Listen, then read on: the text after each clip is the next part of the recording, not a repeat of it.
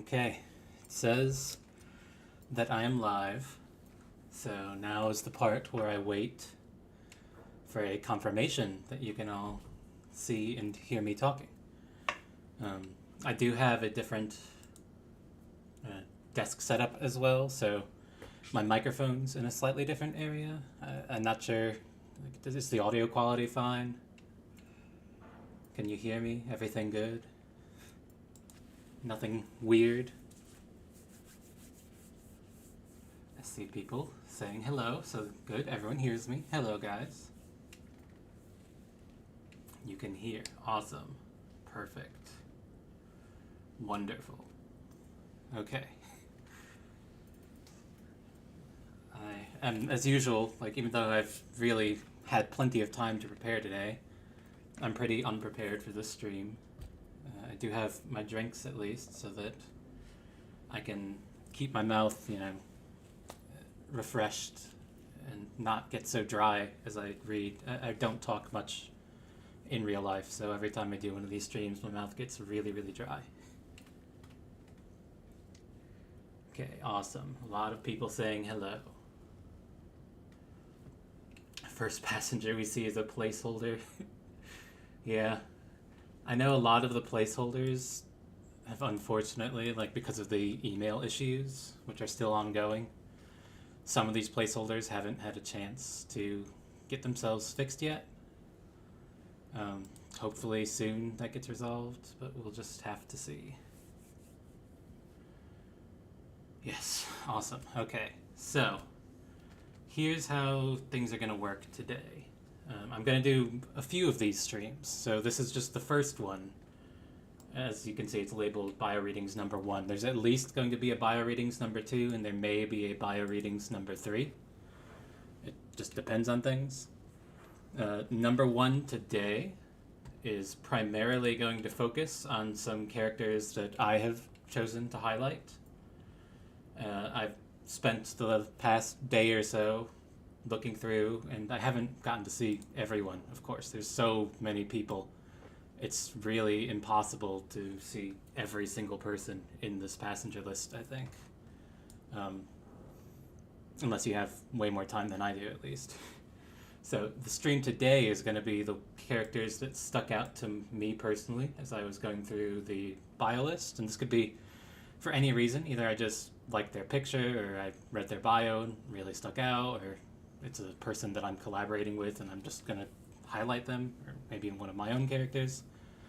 I probably will take some of your requests near the end of the stream, but I'm going to say that we'll do fewer of those today, and that stream number 2 is the one where I'm going to ask you for all of your requests, and then I'll go through as many of them as I can.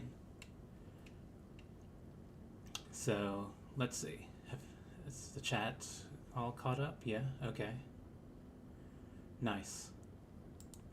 So yes, I have this list that I've made, and it's incomplete. There were a few characters that I saw that I really liked that I forgot to add to this list, so there may be a bit of searching around. But yeah, as Cart said, yeah, we are going to start with Madame Bijou. She's actually the first one on my list. Stood out to me because it's a character from the 1997 movie that Jack references. Madame Bijou, he talks about how her clothes were all moth-eaten. So, let's go. I'm just going to warn once again, I'm probably going to mispronounce everyone's names. I'm sorry, I'm really bad about reading names, especially foreign names, so if I say the character's name incorrectly, it's my fault. I'm sorry.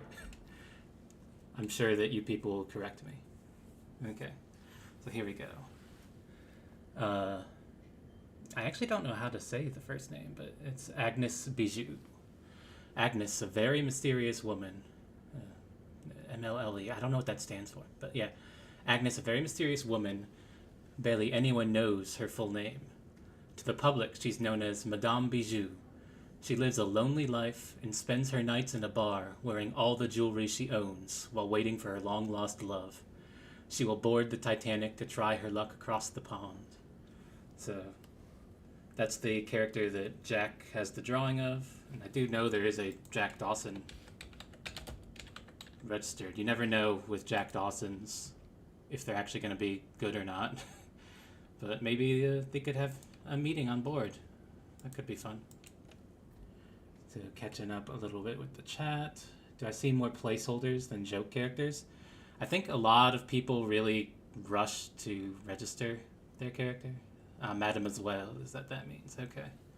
A lot of people rush to just get their characters in, and then because of the email issues, some of these placeholders obviously still haven't been resolved. I'm going to say if they're not resolved within probably like a week, then some of them will surely be purged. Of course, that's affected by the ongoing email issues as well. But yeah, Madame Bijou from the movie. I was excited to see her. The next person I wanted to look at is Mr. Garrick Elter here, second-class passenger. I see we've got some... Can I translate this? Hang on.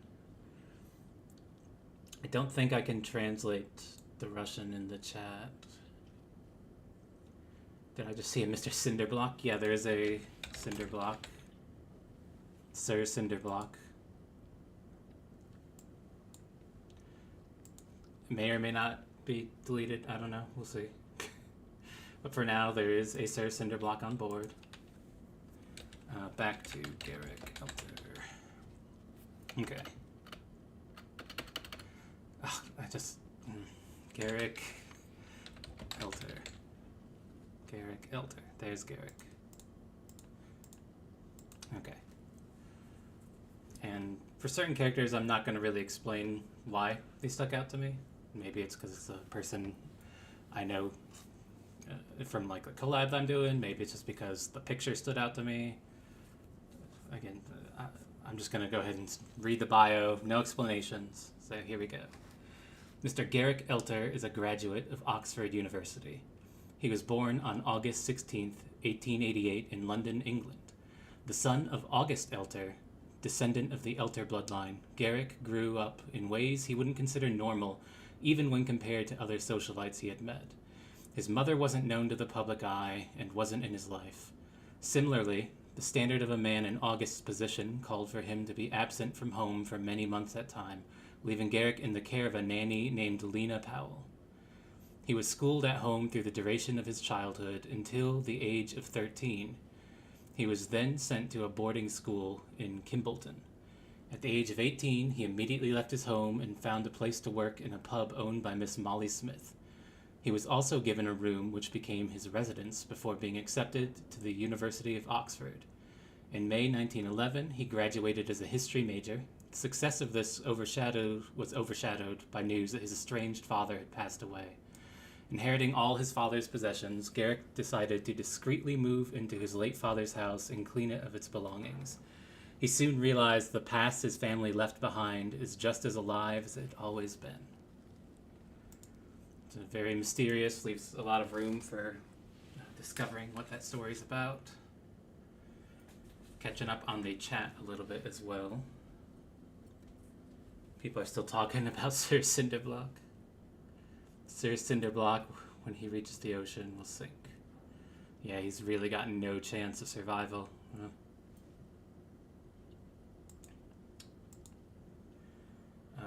Jump into the this one. This one really stood out to me. Mr. Manny Mann.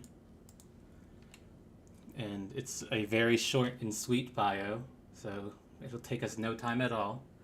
But Mr. Manny Mann, his parents weren't very creative. Short, sweet, made me laugh when I first read it.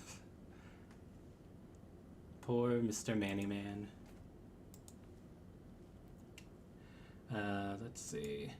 Yeah, I'm not doing requests just yet. I'm reading some of the bios that stood out to me. I will take some requests near the end of the stream. But the second bio reading stream will be purely all of your requests.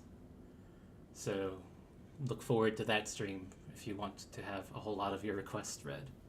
Although if you call something out like Cinderblock and it's short and easy, I will go look at it potentially. But Right here is actually one of the people I wanted to show, Josephine McGill, who I will just say is a character involved in a collab that I'm in, so that's part of why I'm going to read her today. Josephine Vivina McGill, ni McTomai, Tomais? I told you I'm horrible with names, was born into a typical fisher family in the village of Kilclear, County Cork, Ireland. Her childhood was also quite uneventful. She was a good girl by all accounts, good at school, always listened to her parents. Although many would describe her as a bookworm, for she spent a lot more time with books than most other girls. In fact, the older she got, the speed in which she could finish a book increased. Eventually, as a young woman, she met the aspiring journalist Seamus McGill. A bookworm and a journalist made a good match. As he climbed the career ladder, he offered his wife a lot. Souvenirs from trips abroad, pretty dresses, magazines, and other bits. All while Josephine, or Josie, as friends and family call her, took care of their children, William, Moira, and Ronan. A year passed by, and Josephine continued a peaceful life within the village of Kilclear. By the time Seamus retired, they had a whole lot of grandchildren too. As a way to pass the extra time they had, Josephine taught the children's choir at their local cathedral. Then, in 1900, Seamus passed away, leaving Josie a widow. She was not lonely, as Kilclear is like a massive extended family, like many small villages would be, but nonetheless felt that something was missing in her life. She began to type away at her late husband's old typewriter, and soon wrote up a whole manuscript for a mystery novel. Her son Ronan, who found pride in his mother's hobby, went behind her back to get it published for her. As shocking as that action was, it brought a bigger surprise when the novels of hers, titled The Corpse Danced by Moonlight, became a massive hit. That set forth her career as an author, where she would be known as J.V. McGill. From then on, Josephine became a bit of a traveler herself as more books followed. She had the preference to travel to the places that her upcoming books were set in, and speak to people that share professions with her characters to make her research bring the most accurate results. What made her books so special was also the attention to detail. Josie had an eye for it like few others, which came in handy when she ended up having to solve murders by herself in various situations. Through strange turns and twists of fate, she found herself traveling with the detective Lawrence Godot, Dr. Jane Mason, and the young Vinnie Albanese, all following one goal which is unknown to most. As Josephine's writings all revolve around murder mysteries, and murder appears to be a certain topic in her life, one could say that murder is her hobby.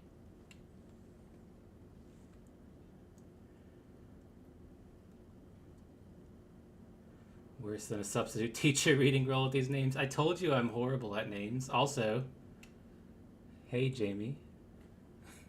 Good to see you. Hey Sean, good to see you too.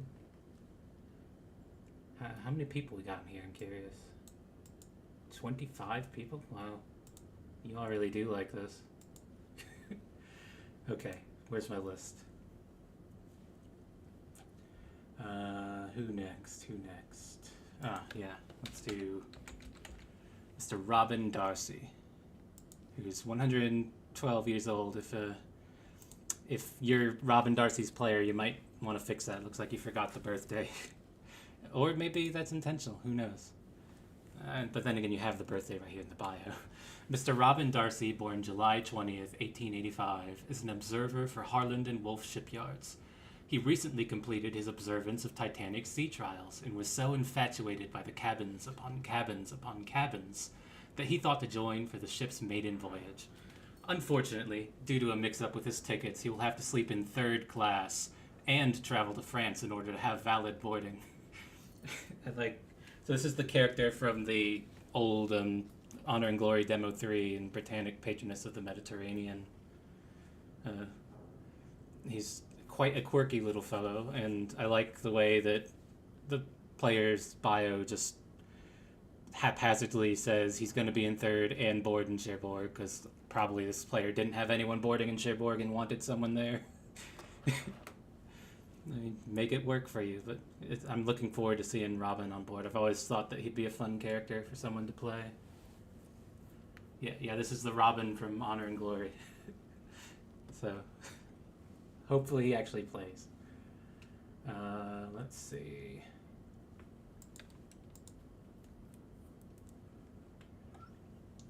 see Rachel here as well. Hello, Rachel.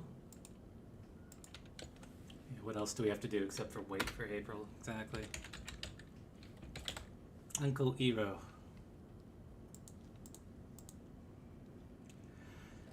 After decades of civil war in his home country, Eero resigned from his service and gave his birthright to his younger brother. While the brother sought to continue the war, Eero sees it as an unending torrent of sorrow, especially after the loss of his only son.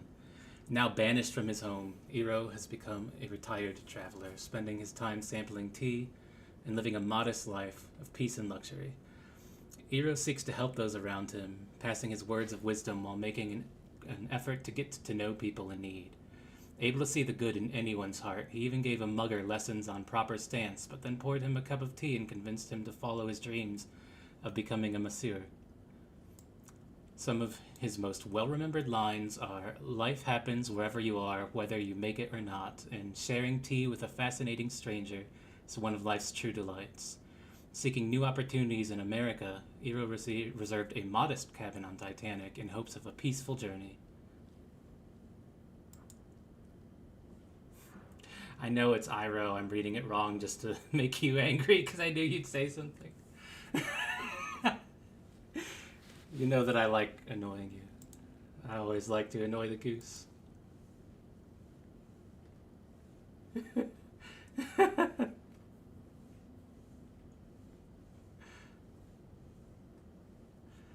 You know, the goose probably is going to come downstairs and yell at me if I keep it up, though, so I need to be careful.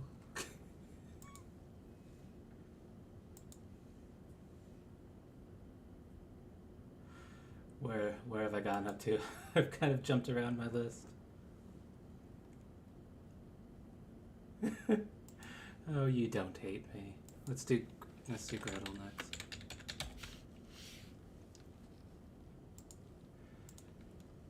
"24-year-old Gretel Jager, I don't know, is a recent widow of the infamous European jewel thief, Chameleon. Well, that's what she led the world to believe.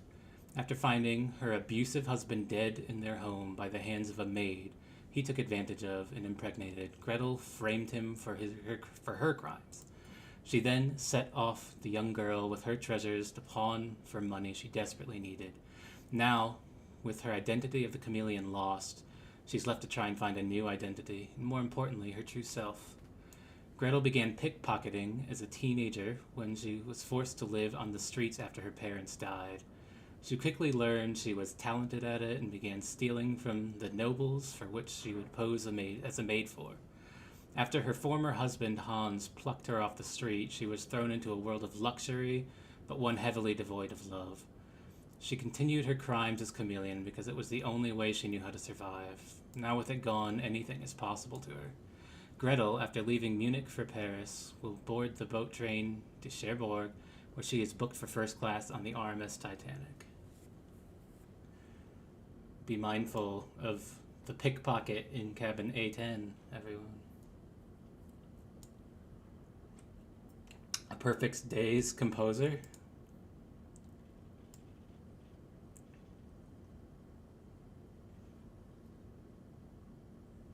Where? Who composed A Perfect Day?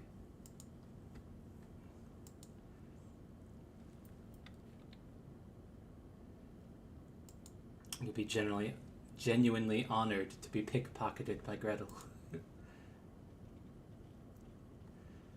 I have not read Godot's yet, no. We can do his next.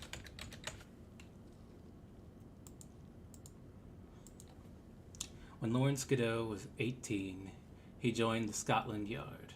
When he was 24, he fought against the worst criminal in London's history and was left physically crippled from the fight and emotionally damaged from the bureaucracy that let the killer go free. Leaving the force, Godot became a private investigator, specializing in serial killers, determined to put away these monsters who have lost the right to call themselves humans. He's been seen traveling with mystery novelist Josie J.V. McGill, Dr. Jane Mason, and Vinnie Albanese. This merry band of miscreants have been chasing a case all over Europe, and now their search has brought them on board the Titanic. With these three on board, anything is possible, aboard the ship of dreams, even unmasking a killer.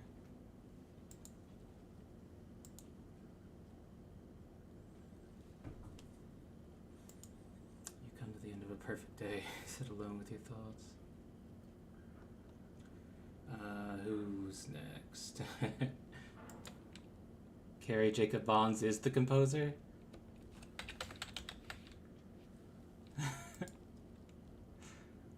Does it mention it in the bio?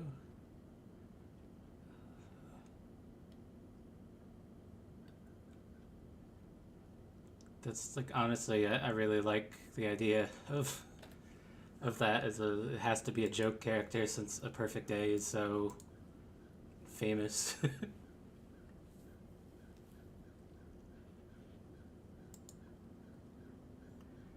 God, we're talking about pronunciations. Yeah, don't ask me how anything's pronounced. I will always, 100% of the time, pronounce it wrong. So don't dare ask me how to pronounce something. This bio made me laugh a little bit. It's interesting. So, an engineer on the Titanic named Commander Atticus Draxilus. A strange man who seems to know things beyond this time. Claims to be the commander of a fleet of warships that are capable of traveling the stars and are of what he calls the galactic alliance between humans and creatures he calls Biren and Allobrachids. He also claims to be from the year 2187. Many consider him to be insane due to these claims, relatively reserved, and seems to be on the ship under false pretenses, yet knows much about the ship's internals and has a way with the machinery. Surprisingly wealthy, and seems to create money out of thin air to bribe his way into roles. Often heard talking to himself in his quarters, calling out to his allies in the stars. Atticus Draxilus. Yeah, Lana Del Rey on the Titanic. Oh, there's another chef. Is this a historical one? No? I don't know. There's a bunch of chefs on board.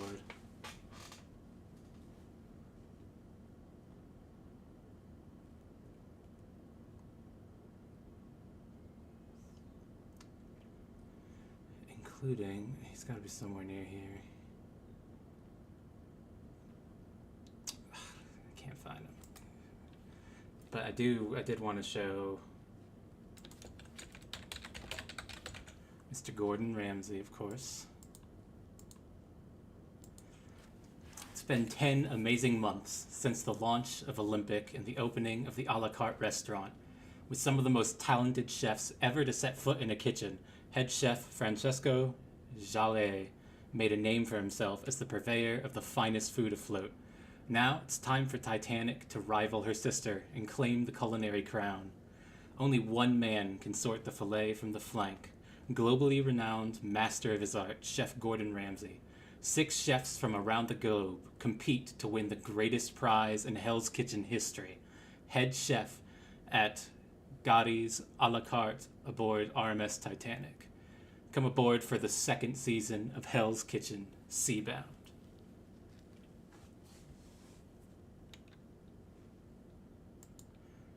There's also Jean-Philippe. I'm not going to read his bio, he's my character, but he's going to be the maitre d' in the restaurant. Maybe I'll read his bio, it's pretty short. Although I'm going to get his last name 100% wrong, I can promise you.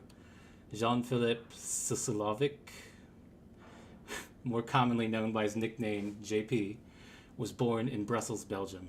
Being of Croatian descent, JP found in his very early life that he had a talent for service.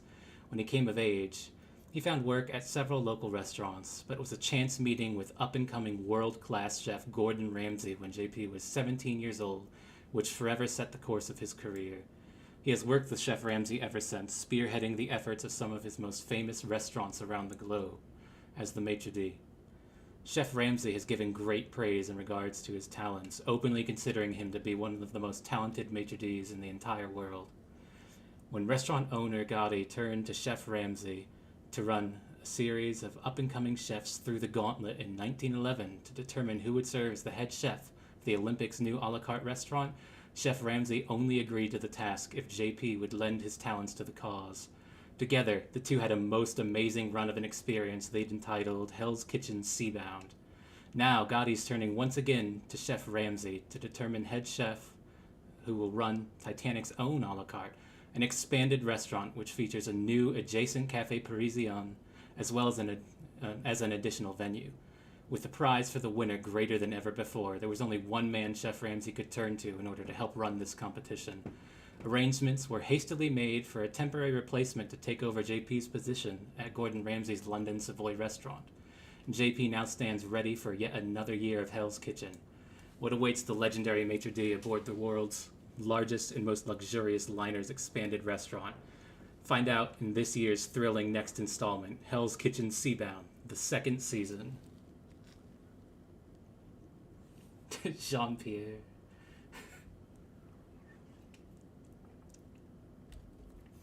Yeah, it's going to be a lot of fun in the restaurant. We've got several other restaurant characters as well. But we can go through more of them next time because I'm already deviating from my list a little too much. Yeah, I did want to look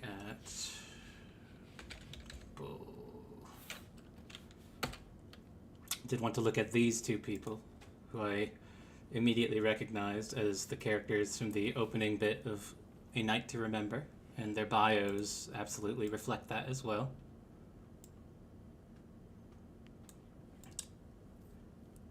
Hang on, I need a little bit of a drink. My mouth's starting to get dry.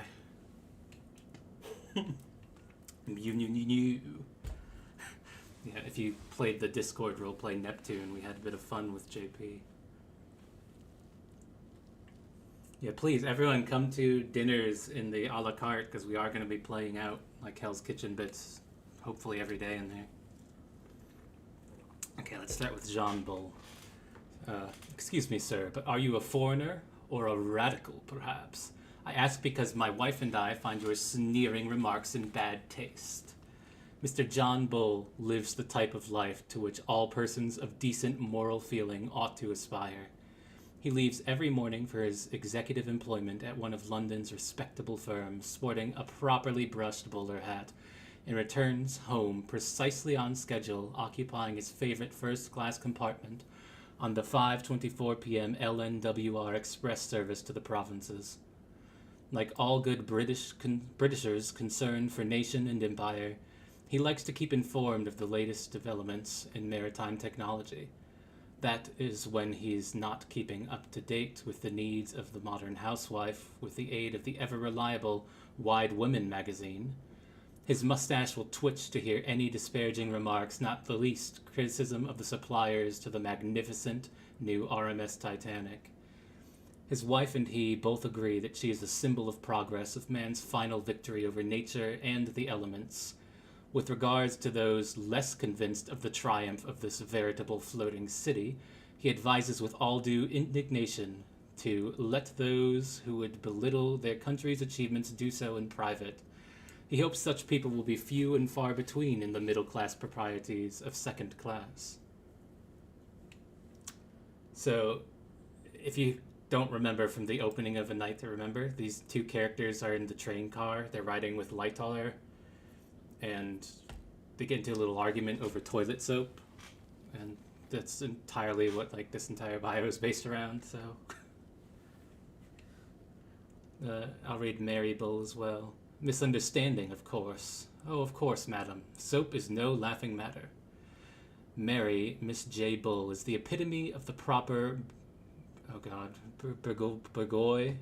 I actually don't know how to read that word out loud. I've only ever read it in my head. Burgoy English housewife. If you did not perceive that from her expression of prim indignation, her perfectly fitting choice in hats should signal her respect for the proprieties of middle-class suburban life in the Edwardian age of progress. She will not suffer flippant remarks or vulgar disdain for proper patriotic feeling. Such things are particularly intolerable when uttered in first-class railway compartments, and she will not refrain from nudging her husband to give the offenders a good telling off. As for those who resort to coarse language, she will insist they wash out their mouths with hot water and soap, preferably Vinola Auto toilet soap. Her husband and she are traveling aboard RMS Titanic to discover whether second-class passengers might also benefit from high-class toilet luxury and comfort at sea. The Leo character, Leo, I think actually, not Leo, Leo. Yes, that is a monkey. And Camille here has a bio. And they share a room with the monkey, so let's read the bio. Camille and her twin brother, Camille and her twin brother, Alderic, were born into the world of the traveling French circus.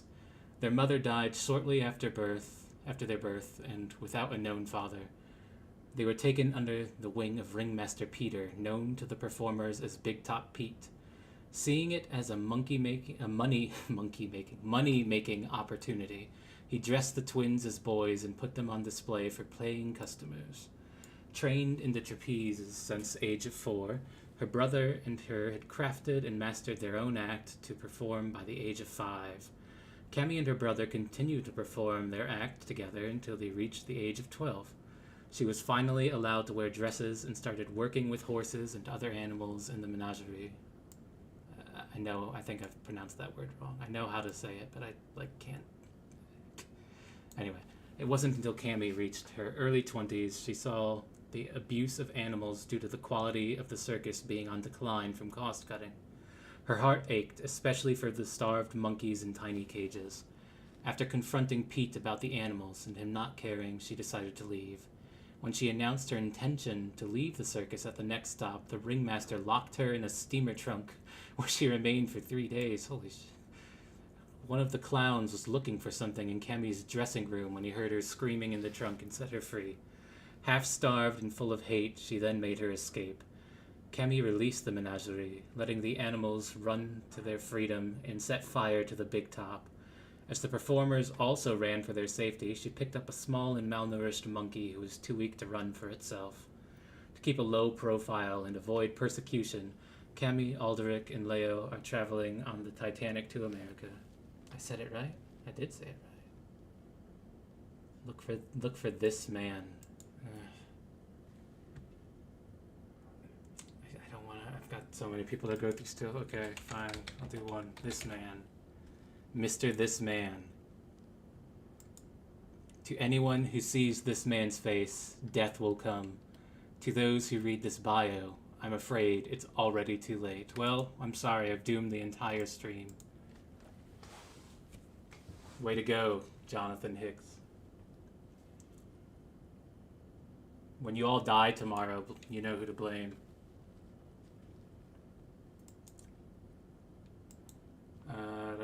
Who else? Who else?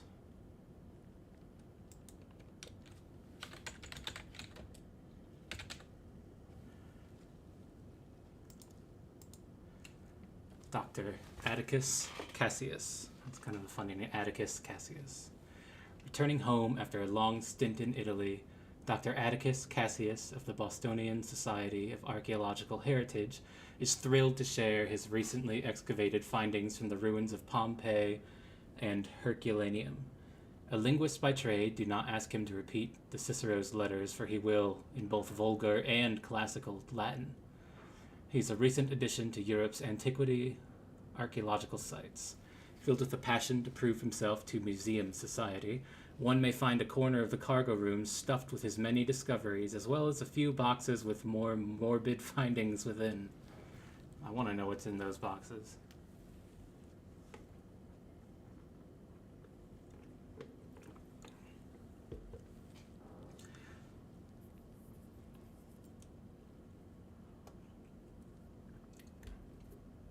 Actually, I'm making not bad progress here. Let's see, let me give me a moment to rest my voice and to remove the bios I've gotten through so I can see what all is still left. Oh yeah, we're making very good progress actually with my list. The hell is vulgar Latin? I don't know. Ask him about it in the voyage.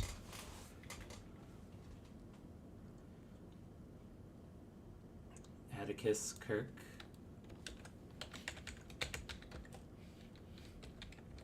I haven't looked at this person yet. I like the way it opens, senile and almost invalid patriarch of the Kirk family.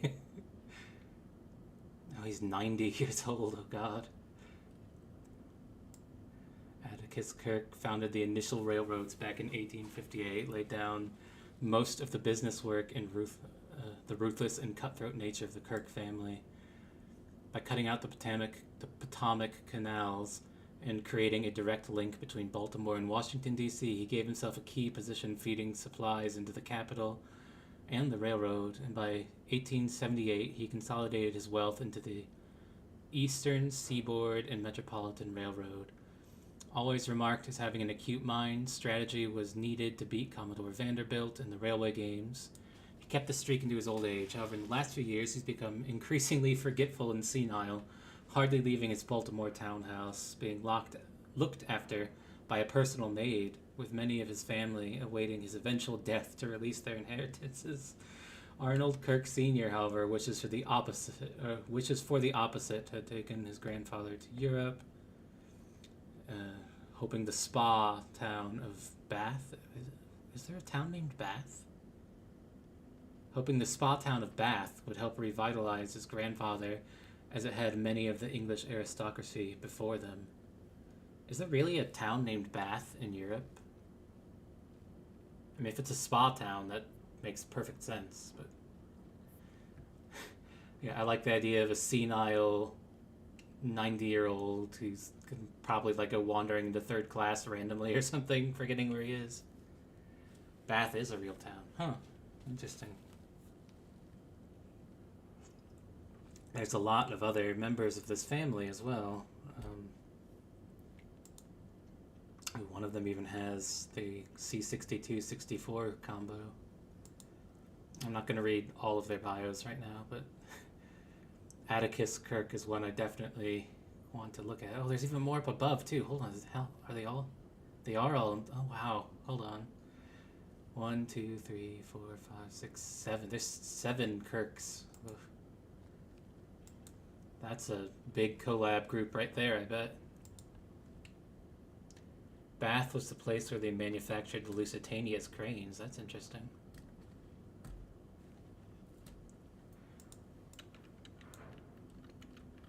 I did want to look at Shirley Cuthbert.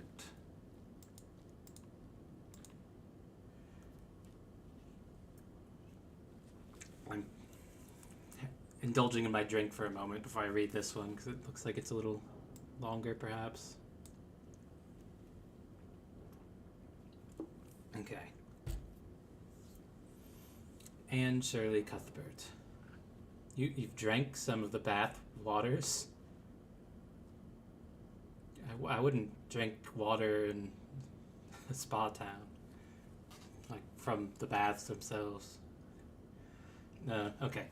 And Shirley Cuthbert, who, if you are aware of like more popular media, it's Anne of Green Gables, Anne of Avonlea.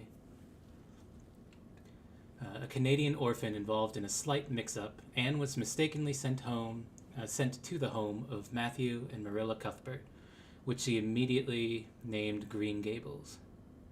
Although hesitant to keep her, they later relented and allowed her to stay. In the nearby town of Avonlea, located on Prince Edward Island, Anne's arrival made quite an impact. For starters, her fiery red hair matched her fiery attitude. She was often involved in small fights and scrapes against those who were rude to her. Then there, of course, was her imagination. It didn't matter what she was doing, for Anne Shirley could create a story or envision an imaginary world, or simply find a way to have fun, no matter how dull the task at hand. This, combined with her kindness and willingness to help, quickly found her many friends, and the town slowly learned to accept her. She even managed to get a few boys interested in her, particularly one named Gilbert. 2 years passed, and Anne finally had a home. However, Now, eventually, however, new adventures found her. Although a serious student, she was often caught daydreaming in class or leading fellow students into the woods during recess for adventures. It was during one of these escapades that she and the other children would discover a small cave containing a large gold vein. Word spread quickly, and the people of Avonlea suddenly had wealth that many had never dreamed of. For Anne, however, the discovery was mixed with sadness, for the forest that stood near the school was cut down in the middle to form a path to the cave, and a large clearing logged so that a mine could be built. Her friends shared the same idea, and it was decided that because they discovered it and their families had staked the first claims, they had a right to decide its future. After the gold vein was removed, Anne and her friends quickly bought back the land, closing it to those who wanted to mine deeper to look for even more gold. Of course, this move was controversial, to say the least. After all, Anne and her friends were only 15 to 16, and closing the mine meant no more wealth. Still, they held firm that those in Avonlea had everything they needed, and even planted some trees to begin the process of restoring the forest for future generations. While the permanent residents of Avonlea were accepting of this, the gold miners and prospectors who had chased after news of gold and set up temporary tents were rather upset, and threats poured in. Because of this, Anne asked if she could travel overseas and finish her education, then return. After a year of learning and adventures at a school located in Britain's countryside, Anne is returning home for a month-long break. Even better is that she'll be aboard the largest ship in the world. She can't wait to tell the entirety of Avonlea about her travels. Are we talking about the taste of...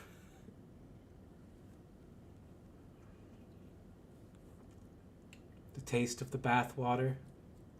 Still?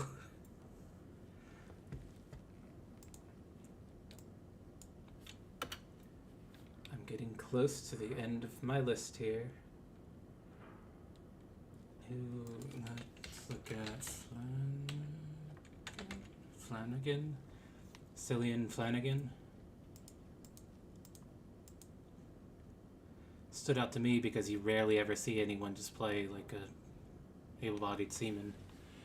Cillian John Flanagan was born on the 18th of January, 1887 in Donegal Town, to his mother, oh god, here we go, Shaban, and his father, Rowan. Cillian, something like that, was the youngest son, second youngest child, out of a large brood of 5, and throughout his childhood, he ended up with the nickname of Kip. He always knew that if he wanted to be someone, he'd have to pack his bags and do something about it. At the tender age of 15, Cillian, I'm just going to call him Cillian, I don't know, Cillian fled his house in the middle of the night with a goodbye letter to his family and signed himself on to a job as deck boy. He sailed for many years, gradually learning more and working himself up to seaman. It wasn't until he was 21 that he returned home with the fear that his family would not want to see him. However, Kip was welcomed with open arms, and his parents were proud he was thriving with success. In 1910, while serving on the RMS Oceanic, he was promoted to able seaman for his hard work, something he prided himself in. Cillian had always been a charming, ambitious, and hard-working individual, and was glad that it was finally getting him somewhere. In late 1911, he was offered the job on the maiden voyage of the RMS Titanic as an able-bodied seaman. Without much thought, he took the job offer, and in April of 1912 headed out to Southampton, where he would be boarding the so-called Ship of Dreams. Cillian.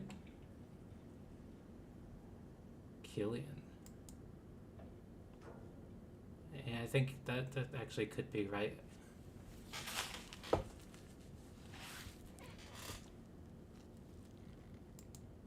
I think you're probably right. I mean, I don't trust myself. It sounds better than Cillian as well, so Cillian. That makes the nickname make more sense too, I think. But anyway.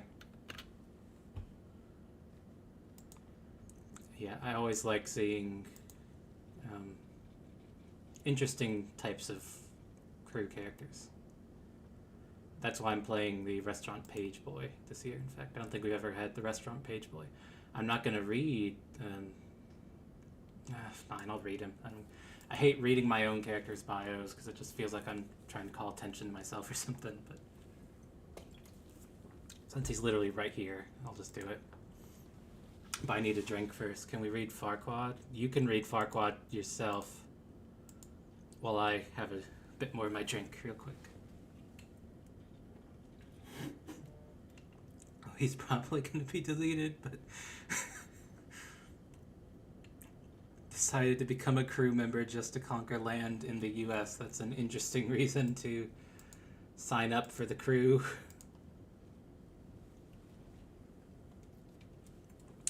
Okay. Here we go. Mr. Joshua Frost. Joshua Frost is the older brother of Zachary Frost, two siblings in a family that has recently fallen on hard times. As a result of the financial difficulties of his family, Joshua was forced to abandon his ambitions of attending culinary school this summer in order to seek employment. Although he initially found work as the assistant to a local blacksmith, he soon came to despise such work and looked for employment elsewhere. His brother Zachary had found employment with the Cunard Line as a bellboy. During a visit to the home of his family, Zachary suggested that his brother follow suit and seek out employment on board another ship. The pay was good, and the tips were even better if you worked hard enough. Plus, you got to sail the world and see all kinds of different places. Convinced it was the right move for him to make, Joshua found work on the White Star Line as a bellboy on board Olympic. It was through his commitment to that position that he was approached by Signor Gotti with an offer to instead work for him on board the Titanic in the restaurant of the new vessel. Accepting on the spot, Joshua could not help but feel excited that he was moving up in the world. It was only when he arrived to Southampton the day prior to sailing that he learned he would be earning less money in his new position, while perhaps doing at least double the work. Greatly upset with his new position, but understanding the damage that bad word from Gotti, should he abandon his new job so suddenly, would cause, Joshua felt he had no choice but to suck it up and get to work. That is based in semi-historical fact. The restaurant page boy is the lowest paid position of all on board the ship. Mr. Green Screen? Who's Mr. Oh, Mr. Green Screen. That's an interesting, interesting profile picture there.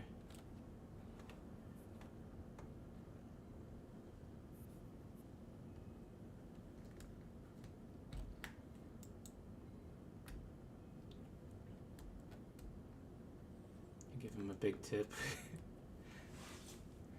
So, like, in real life, the restaurant page boy died, and I'd consider just condemning him to death because of that, but I am going to actually try and save him. We'll see what happens with him, so. Here's Tim Curry, but I'm not reading another one of my character bios. It's there if you want to read it. Let's go to the Gorse Joneses. Which one do I want to read? Which one's shorter? Oh, they're both about the same length. Actually, I think, yeah, we'll read Mr. Gorse Jones. Oh, my mouth's starting to get very dry. These streams are always difficult on me. Okay. Henry was born to an affluent family in Haltwhistle, Northumberland, England. While not too much is known about his youth, it's believed Henry was the first child of his parents, the Gorses. As a very young man, Henry had a strong interest in the military, even finding himself as a soldier in the First Boer War.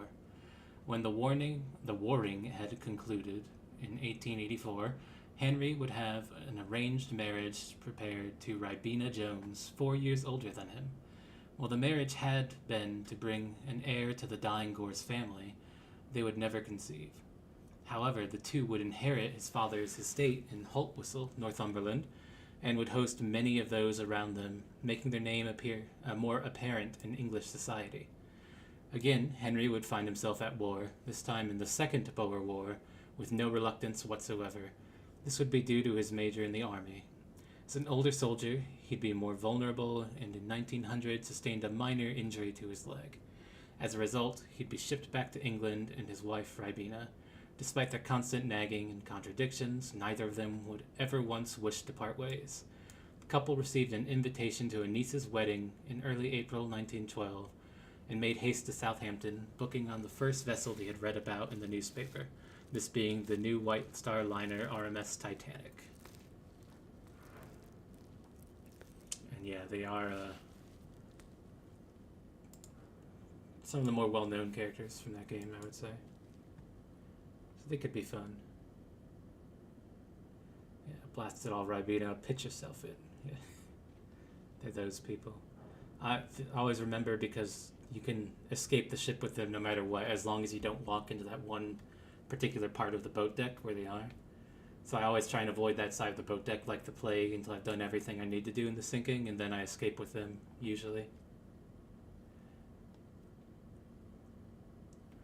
Oh man. I did have a few more that I wanted to read, but I'm going to say, since my voice is already starting to get a little iffy and I don't know how long I can keep this up today, I'm going to say that maybe I'll take a few suggestions now.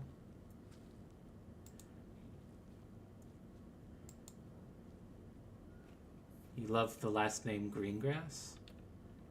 Oh, that is actually kind of a cool last name, not gonna lie. So obnoxious. They are quite obnoxious. They bicker with one another so much.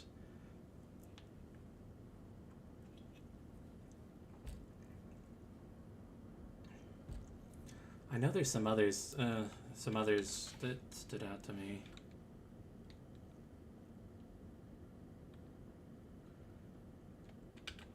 Who's Creed?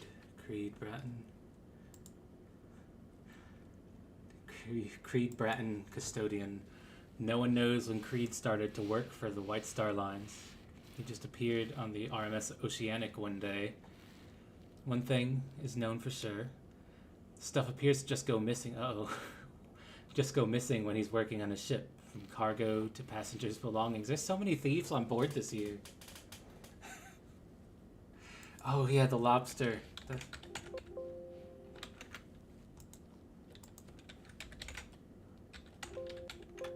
Where is it? There it is. Lobster in first class kitchen. What? What? Oh my god. No. You did this to me on purpose, didn't you?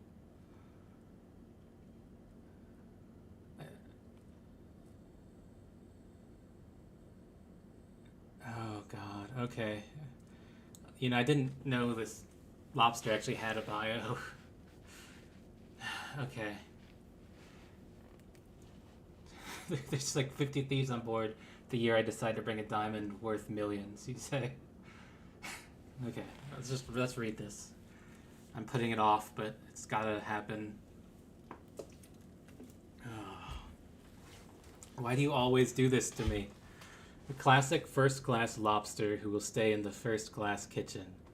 Born on the 13th of April, 1912, Eric van der Noot, the lobster, lived a very good life in his water tank with his father, Jonas van der Noot, and his mother, Idirana Wolf Schlegestein Bergendorf Wecklover Taloaren Gwischen Haschwafer Wessen Schwafwaren Wolge Plefung Sorgaflat Giet Bestesen Vorangriefen Dirtji Ralberiger Feindway Kloveratwarn Wolf Thunder Tausen Jars Vorandis Deers Vondiers Steerdi Mensch Stammen Gif Genekt Mittung Stein Sundenbury Bahn Melk Treisk Motors Gebrock Lichtlesen Sprungvak Graft Gestart Sein Lang Far Thin Westiron Grau Mofter Schuchen Barstrande Stern Weck La Hamba Wo Bar Plekentried Reschend Wonder, oh my god, it keeps going. Ran Vastran Dumen Schleckit Ketonen Vorandusten Schren Amblende Freudendra mit Gewürst Wangrifane Wandreger Intelligente Schlafswand Westen Graum. Until on the evening of 14th of April 1912, his father was took out of the tank and cooked to Bruce Ismay. Oh no. The event was a disaster for him. For the next 2 hours, he was very sad because he knew he and his mother would be the next ones. Fortunately, the RMS Titanic hit an iceberg on that night. When the kitchen started to flood, Eric committed a /E-dance to celebrate his freedom. It wouldn't be long before he joins the cold Atlantic Ocean.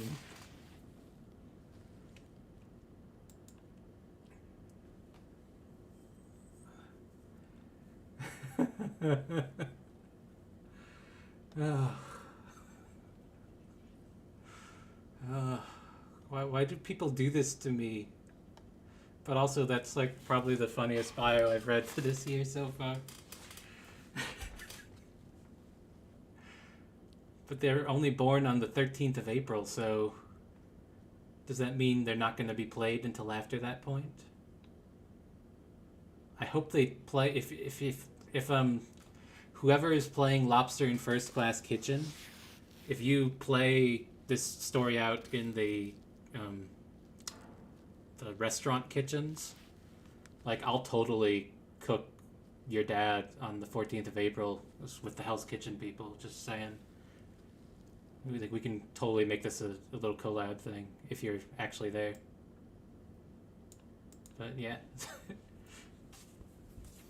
/E-dance too. Oh God. I would like to make a formal announcement here as well while we're all here.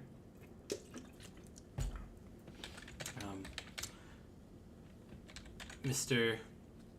Thomas Linsky will be returning, as you can see, for another limited engagement run of a character story arc on this Titanic Voyage. He has a new and updated backstory this time around, so I'll go ahead and read it.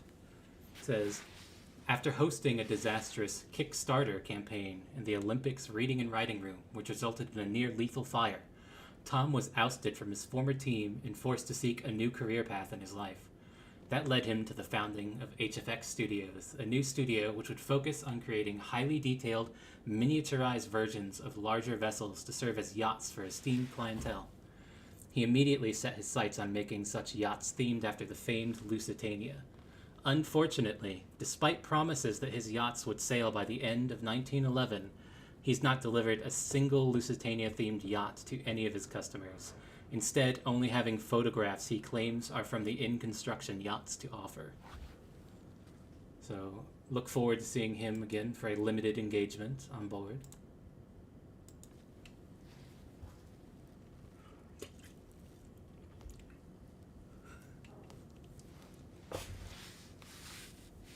Yeah, Andrews has no bio yet.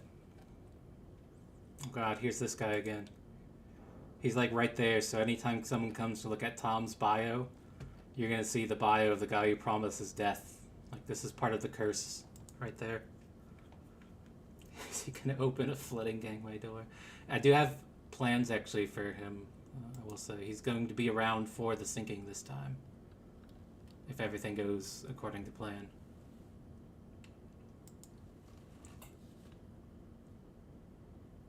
Mr. This Man. We already read Mr. This Man's bio. That's why we're all doomed to die.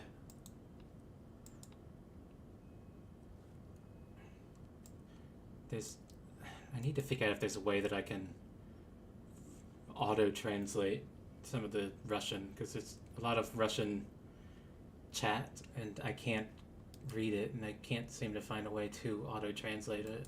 I don't want to leave any of them out of the conversation as well. D-deck gangway door.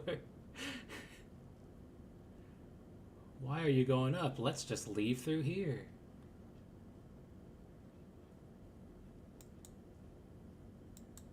I see. Okay.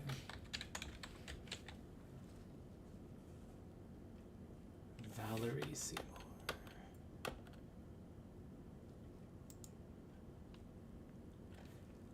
Valerie Seymour. Okay, I'll do Valerie Seymour.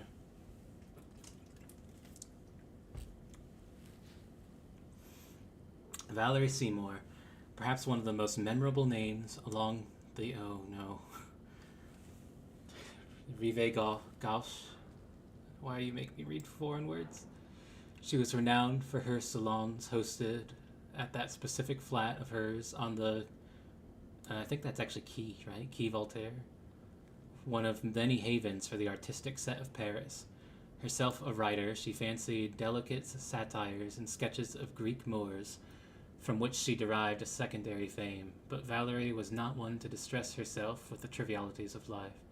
An American uncle, which had endowed her with his great fortune upon his death, which allowed her to live as a libre penseuse of sorts.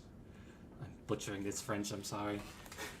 So she did, amassing a number of friends and sapphic lovers, which had a tendency to overlap in the process. Among these friends was an American a dealer of art and antiquities, who had written to her regarding an exquisite collection he had just come into possession of. Valerie, the avid aesthete, was quite eager to expand her own collection and elected to voyage across the Atlantic to do so, reserving a modest stateroom aboard the Titanic. If I right-click the page. Yeah, I'm trying, so like, I know I can translate the Russian here in game. It's the chat itself that I don't think I can translate it in.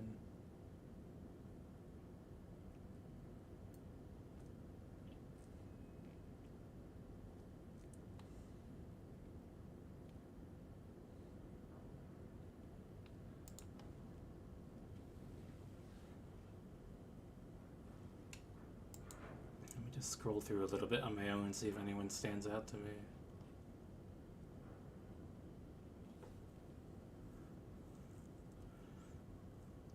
So like princes and kings and so many esteemed people on board this year.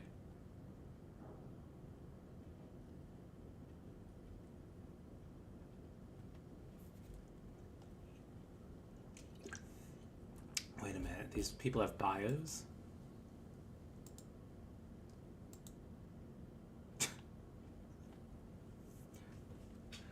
As das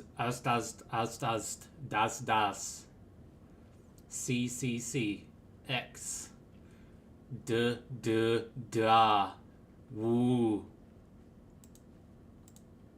There's some more bios for you right there.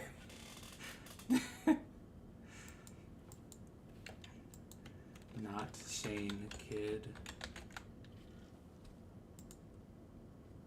Oh, that's pretty short. I can read that. Not Shane Kidd, aka The Stranger, is an American alcoholic cowboy who was born in a wine cellar on February 14th, 1879 in Galveston, Texas. He's most famous for defeating Evil Ebb's Hole in the Head gang in the town with no name on September 29th, 1906, while trying to visit his sister in Dodge Gulch, Kansas. On March 6, 1912, he went on a steamboat from Norfolk, Virginia to visit his friend in Bordeaux, France. After visiting his friend, he visited Paris and is going to take a train to Cherbourg, where he'll board the Titanic to go home in America. Dr. Doofenshmirtz? Wait, what? Who's that? Is this a cartoon character?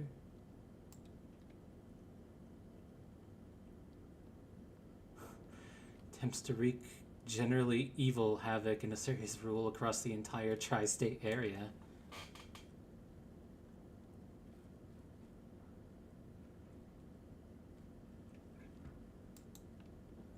If this is from a show, I'm not sure which show. Someone could tell me, I'm sure.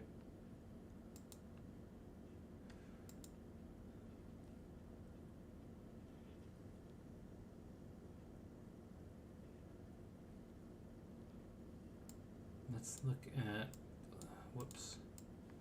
Let's look at some people in the crew. Is there anyone in the crew that looks interesting? Stewardess.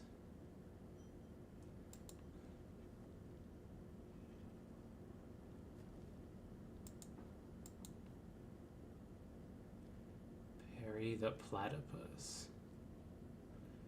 What's Perry the Platypus? Engineer, superior steward. Okay.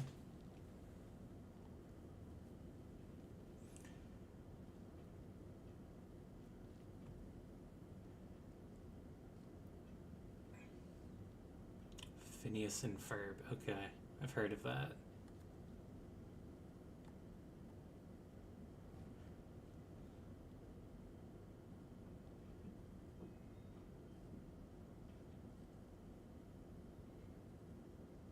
Oh, here's another chef. Mr. Cosmo Ricky, Italian-American chef. Nice and simple.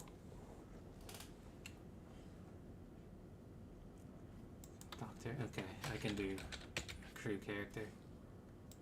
Dr. Leslie Rumack.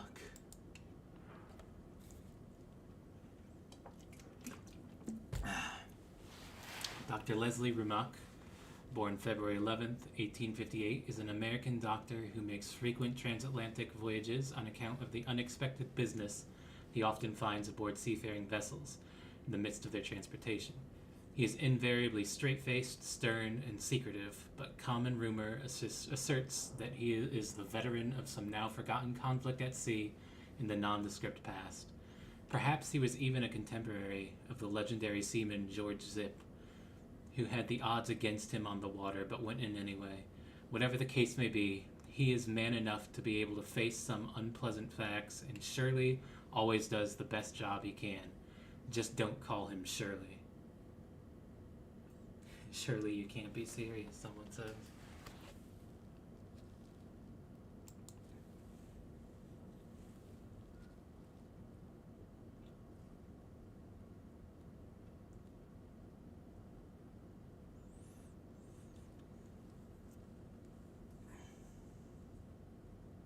John Hughes for next time. Yeah, I guess it's a good time because I feel like I can already feel my voice starting to go a little bit, as it always does on the first one of these. And for the next stream, I'm going to say, either if you're like watching this on YouTube, just leave a comment below, I guess, saying which characters you'd like to see read. Feels weird to say leave a comment below. I don't think I've ever said that before in my life. I'm turning into a YouTuber. And yeah, leave a like, subscribe, comment below. Check out my social media links in the description, all that stuff. If you're in Discord, you can send a message, or not a message.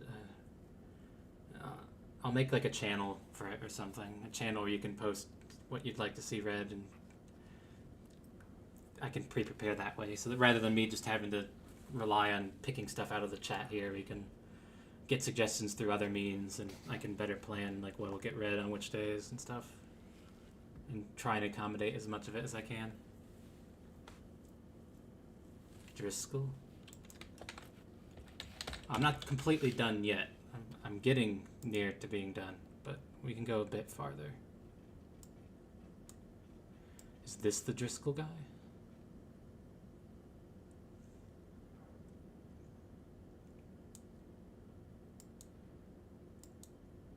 And the stream with Dominique Gregory. I'm probably gonna come back and read this Driscoll. I just want to see how long the Gregory one is, so I can. Gregory with Dominique Gregory.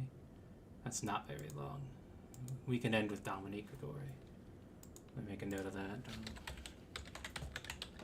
Gregory. Okay, let's go back to Driscoll real quick.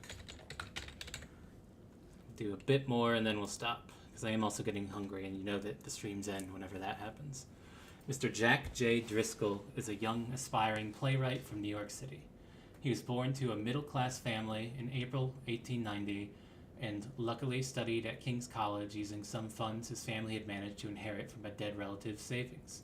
While in college, he decided to take up writing. In May 1910, he decided to write a guide to touring Europe and managed to save up royalties from his first book. He traveled to Southampton on board the Campania and then set off across the continent, where he visited dozens of cities to include in his book. Through his travels, he visited cities such as Sarajevo, Paris, Constantinople, London, Hamburg, St. Petersburg, Belgrade, and Venice, and had written notes in all 5 of his blank books of info to add when he finally returned home. In April 1912, after nearly 2 years traveling abroad, he decided to travel home after hearing news that his sister was expecting child at any point. Jack, wanting to be a caring sibling, decided to drop all of his plans and return home.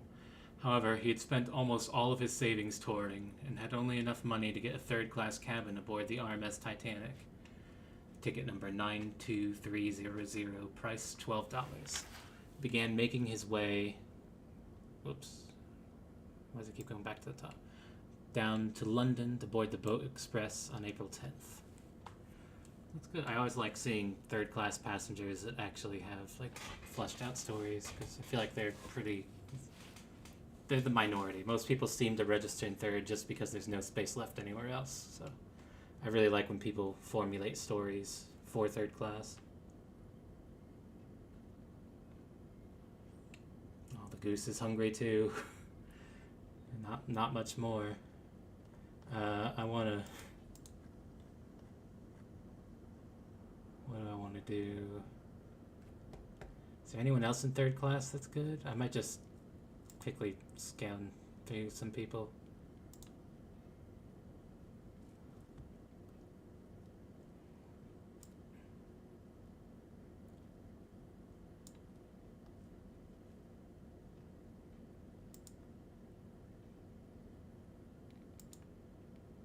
Hey, isn't this a Red Dead character?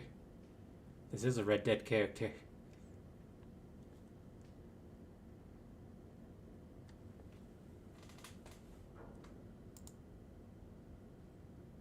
Ava Hart. Huh. Interesting. I need to rest my voice and eat. I know, but I want to do a few more.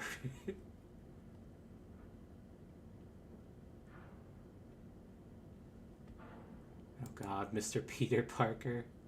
With great power comes great responsibility.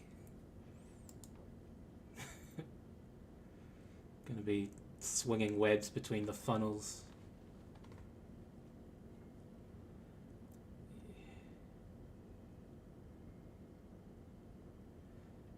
Yeah, see, third class is such a... You never know.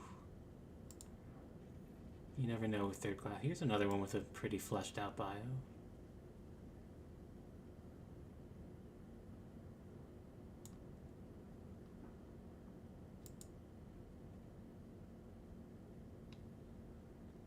You know, I should have done this a while ago. There's no reason I should not read the Russian bios either. Next stream I'll definitely throw on. What is Mr. Titanic Smith? Oh God, okay, fine. We'll end with Dominique Gregory as promised, since the goose is getting hungry, getting hangry, really. And then yeah, we'll come up with some means for you to suggest people for me to read next stream. I also may find a few more that I want to read for next stream as well and work them in. But yeah, I'll let all of you suggest stuff and I'll try and do at least one more stream. I'm hoping to do 2 more though. Maybe even like one April 9th special last day stream too. I don't know. That could be pushing it, but we'll see. It depends on how much we get through. Oh, hold on. Someone asked for a Russian character, so I'm gonna do that real quick. Oh, it's a long one. Okay, we'll do this. Oh. Wait. Did he already do... I think... Let me refresh real quick.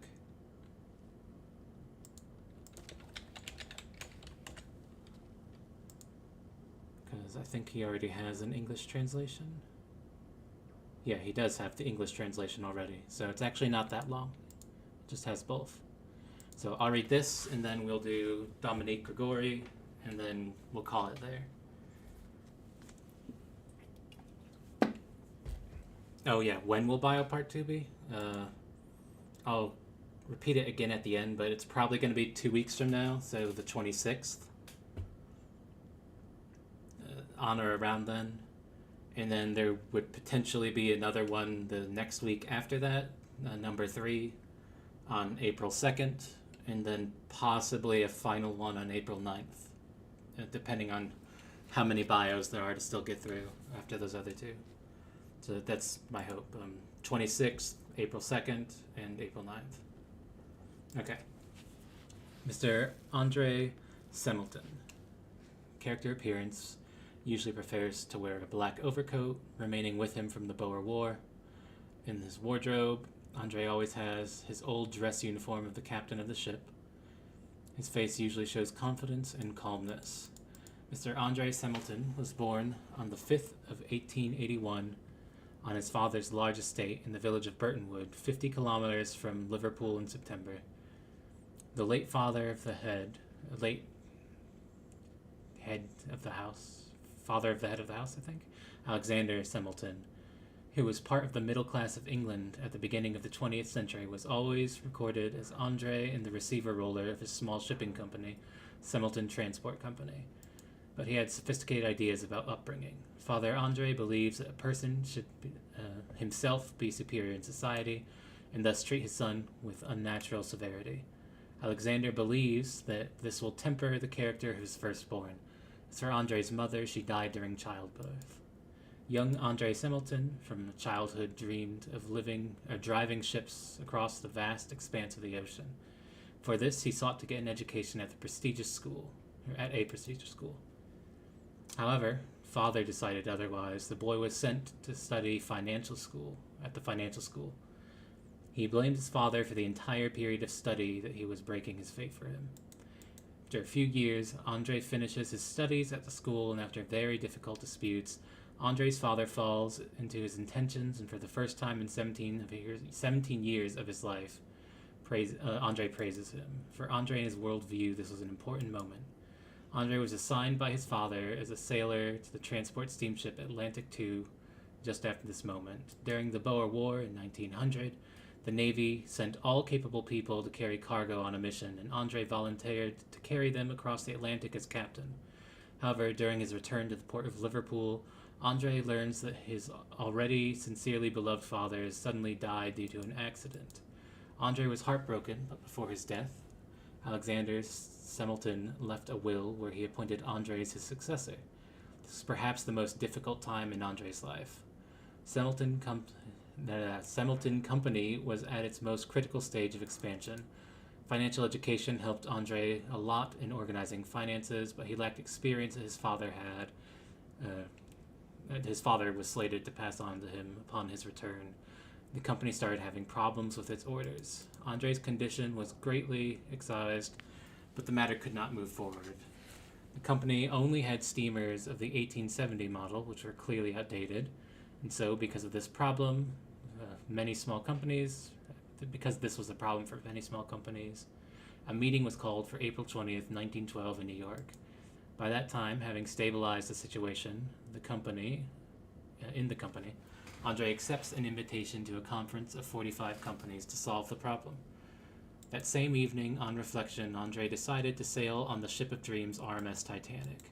Since many of his acquaintances spoke only laudatory odes about the RMS Olympic, and Andre himself had not traveled on ships for a very long time, he bought himself a prestigious B-72 first-class cabin. Taking an early train to Southampton, Andre embarks on an unforgettable trip to New York, leaving the management of the company for the duration of his absence to his faithful assistant Thomas. And if you are a Russian speaker, this one also has a Russian translation for everything too. I always like when they provide translations for both. And as promised, before the goose gets any hangrier, we will end on Gregory for today. Miss Dominique Gregory, who has a fun profile picture there. I'll get myself a little bit of a sip of my drink before I begin. Okay. Dominique Gregory's passion is chocolate, and she takes it to the extremes. If you look under her dress, you can find her prevent chocolate bars. When she was young, she made a big chocolate event where she smashed chocolate on other people. She ended up in jail after that until her Aunt Marianne bailed her out. So she like beat people up with chocolate? Following her release from jail, she started her own fashion business. The clothes consisted of old fabrics and sweets packagings. After that failed, she went to the clubs and danced there for men. Her show name was Lady Curve Miracle. Dome never got to know her father, and that's why she makes her way from the German Empire to America. It would be ridiculous if that was the only reason. What also brings her there is the American apple pie. She travels under her aunt's expenses. Oh, God. I'm laughing at the idea of this person beating someone up with chocolate. Hosting a big chocolate event where she apparently beat people up with chocolate.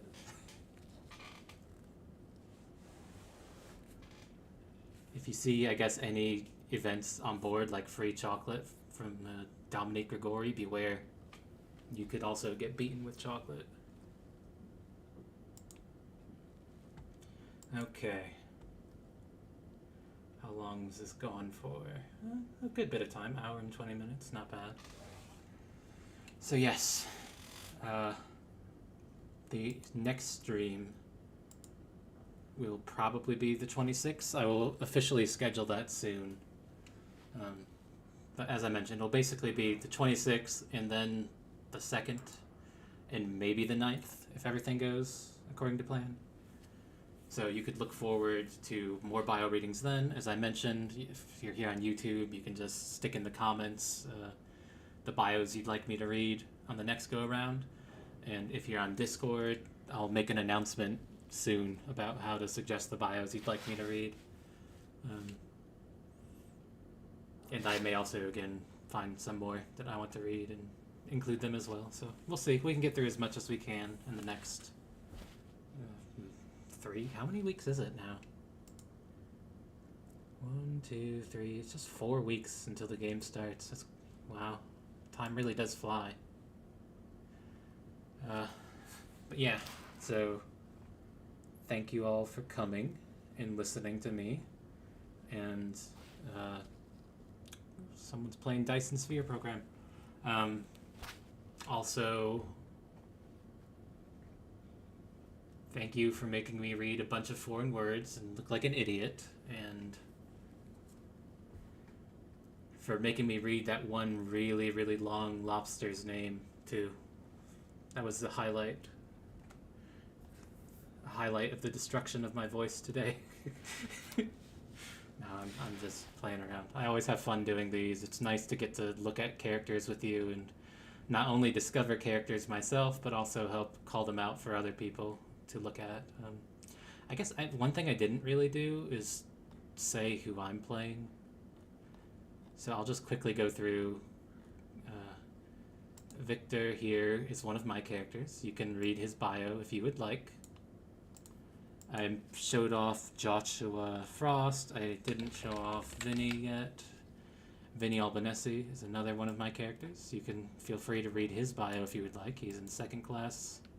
Victor's in 1st. I also have Timon here, the 2nd class smokeroom keeper. Feel free to read his bio if you would like. Who else do I have? A bunch of Hell's Kitchen chefs that I'm not going to bother calling out individually. I think that's all the characters I've made public, at least.